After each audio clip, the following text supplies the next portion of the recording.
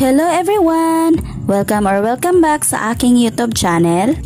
For today's video, ituturo ko po sa inyo ngayon kung paano mag-transfer ng pera from Binance to Binance, step by step.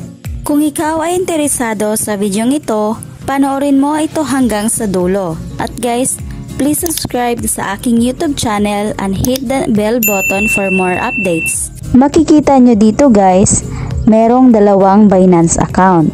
Itong Binance number 1, ito yung Binance ko at ako yung magsisend ng pera.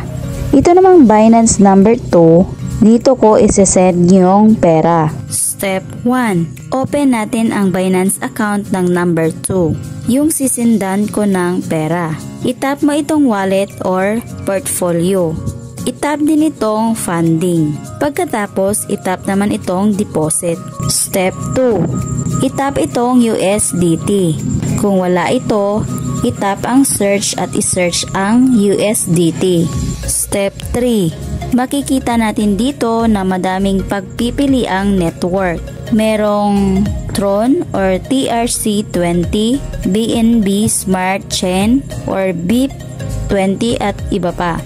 Itong BNB na network yung pipiliin ko at itap ito.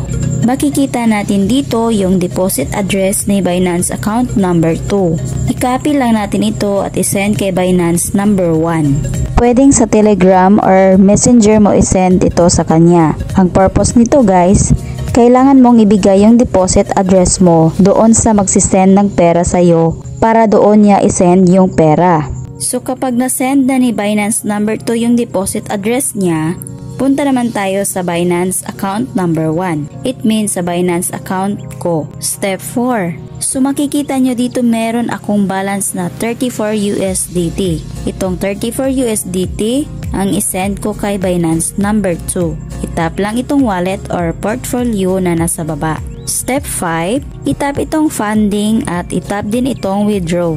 Makikita natin dito na may USDT. Kung wala sa inyo, isearch nyo lang dito sa taas. So itap itong USDT. Itap itong send via crypto network. Step 6, dito sa address, ilagay natin dito yung deposit address na sinend ni Binance number 2. Kunyari, sinend niya sa Messenger. I-copy natin at i-paste dito.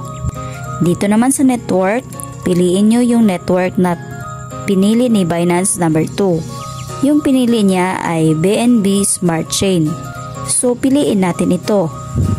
Dito naman sa withdrawal amount, yung isesend ko kay Binance number 2 ay 34.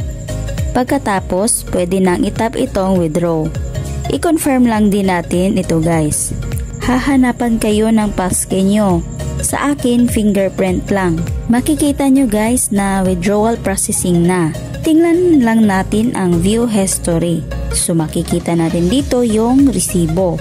Tingnan na po natin yung account ni Binance number 2 kung dumating na nga yung pera. Makikita natin sa account ni number 2 na dumating na nga yung na-transfer nating pera. Ganun lang po kadali guys. Sana natulungan ko kayo.